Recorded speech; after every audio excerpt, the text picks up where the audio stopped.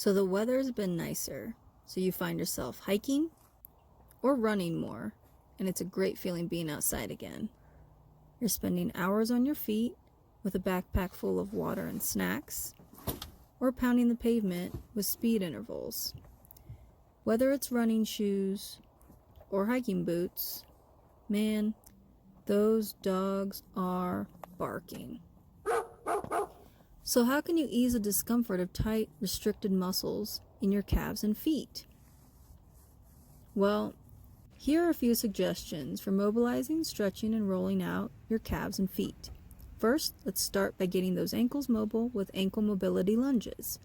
Take a rolled up towel or curb step, anything that will give you some height, and place that under the balls of your toes. Be sure your heels keep contact with the ground at all times. This places your foot in the dorsiflex position.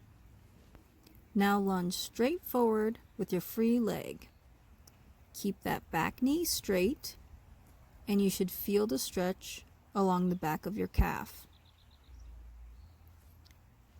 Hold each lunge for 2 seconds, 10 times each leg. Now, we're going to lunge across and in front of your planted foot. This will move your foot into eversion or pronation. You might need something to hold on to if your mobility is lacking here, like me.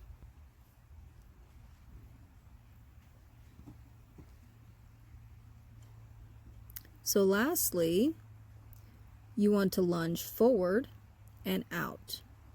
This move will put your foot into inversion or supination.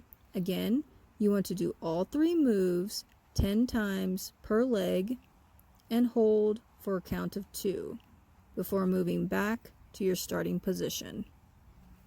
So this movement, you feel more in the gastrocnemius and the Achilles. You can also do the same variation but with your back knee bent. This stretch will get to the deeper muscles like the soleus that you can see here and other deeper plantar flexors of the foot. The ankle mobility lunges are a great way to gradually warm up the muscles and ease your way into more range of motion. Now we'll move on to stretching. For these, a stretching rope or band can be useful, but if you don't have these, you can still get a great stretch without them. To start, we'll focus on the hamstrings, one leg at a time. Leave the knee slightly bent, foot dorsiflex, and hinge from the hips. Again, we'll work in 3 directions. So we'll go straight down the center, medially or towards the midline, and then laterally away from the midline. Take your time on these since you may be tighter in the fascia than the muscles themselves, and move into and out of areas that feel organic to you. As you can see here, the distal or lower attachment points of the hamstrings are very close to the calf muscles, so they can get sticky there. Stretching in all directions help release the biceps femoris, more lateral, and the semitendinosus and semimembranosus, more medial. You can also see me rolling my neck around because the fascia system can be pulled the whole length from the head to the toes, and my neck is notoriously restricted. Now on to stretching the calves. We'll work one leg at a time again, but this time your knee is straight. Hopefully there's less pull on the back of the leg since we addressed the hamstrings first. Start with the foot dorsiflexed. And from here,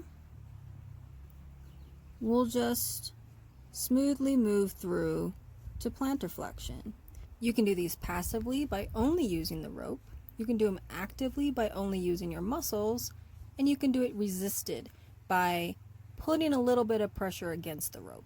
Organically move into some ankle rolls, moving in one direction, then the opposite, as you move through dorsiflexion, eversion, plantar flexion, and inversion smoothly.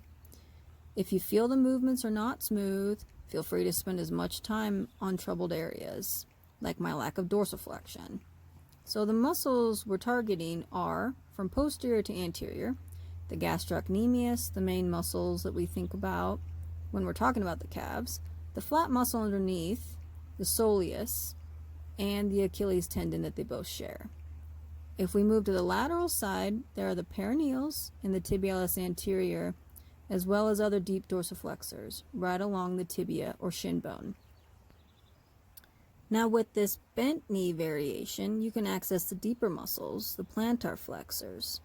The soleus is targeted when the knee and ankle are both flexed. Deeper to that, you have flexor hallucis longus to the big toe, tibialis posterior, which is an ankle plantar flexor, and flexor digitorum longus, connected to all the toes besides the big toe. All these muscles help with inversion of the foot. Now, on to rolling out. I have a few toys that I like to use. The Supernova, it's a very dense ball for deeper work. Tennis and lacrosse balls are smaller and not as dense, giving you a range to work with. I really like this Da Vinci tool for the flat base and a variety of edges to dig with. I normally use this for my neck, but it's great for other areas. Then we have tools for broader areas like the stick and the Rolleiflex. Starting with the stick, you can use leverage and angles to get some general flushing done through multiple muscles. You can also get a lay of the land, so to speak, as you jump over those adhesions or muscle knots. With all these techniques, I highly recommend using ankle range of motion to get all aspects of the muscles. Sometimes you'll roll over muscles that are active, that almost push the muscles into the tool, and other times you'll roll over inactive muscles, relaxed muscles that feel more pliable. If you've been running on harder, flatter surfaces and experience shin splits quite often, lack of ankle mobility could be one of the factors for this issue. You can focus on the peroneals by inverting or lengthening and everting or shortening the muscle. You can also take something like a rolled up towel to prop up the lateral edge of your foot to passively evert and dorsiflex your foot, which will put your peroneals and dorsiflexors, especially the tibialis anterior, in a slack position. If the stick isn't pinpoint enough, you can use the Rolleiflex to really dig out those tough areas. This tool is great because you can adjust the space between the rollers to increase the pressure while you stay very targeted as you dig and flush at the same time. So there's multiple areas to adjust it to, so you can get it into your arms as well. So the black side flushes while the yellow side digs it out. So this is really great for those areas like the peroneals and the tibialis anterior towards the front. You can use a little ropey tie to clasp around the end if you don't want to hold on to it.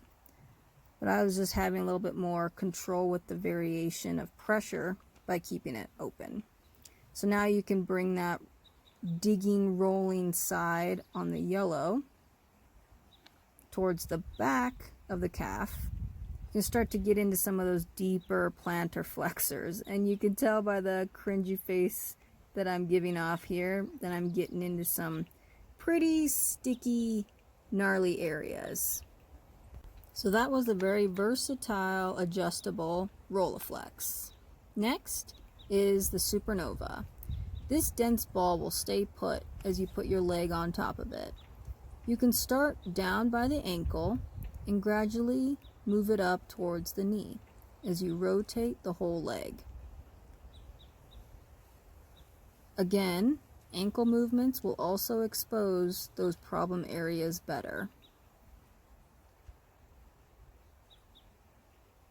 So that's the Supernova. Next is the Da Vinci tool. Now with most of these self-release techniques, I recommend staying in a tolerable zone of discomfort since we don't want to cause more damage to the tissue. Breathe and move on and off of the spicy spots so you can work the tissue out as it's ready. You can play around with the different edges here too, but you don't need too much body weight to attack those sticky areas. Now something a bit more forgiving, the tennis ball. Use it the same way that you would the Supernova or any ball by putting your leg on it, adjust your body weight, and move your leg around in multiple directions to release the area. This, or even a golf ball, works great for the bottom of your feet. If sitting and rolling isn't tough enough, you could stand on the ball and roll for increased pressure. Again, the different balls provide a variety of surface area and firmness for specific areas. So with the lacrosse ball, this is another variation for targeting the shins. You can use this angle for a little bit of leverage and add extra pressure with your upper body. Try out some of these tools and angles and find your favorite combo. So now let's revisit the foot again with the lacrosse ball this time. If you're hiking in those supportive but restrictive boots, your feet may be in dire need of some extra mobility. Focusing on the muscles in the diagram, covering the whole surface of the foot from heel to toe, medial and laterally, will keep those feet moving. So to recap, such toys like the tennis and lacrosse ball, more aggressive Da Vinci tool and Supernova, and flushing, Rolleiflex, and stick, to the stretching aids, the rope or bands, can keep you running harder and hiking longer this summer.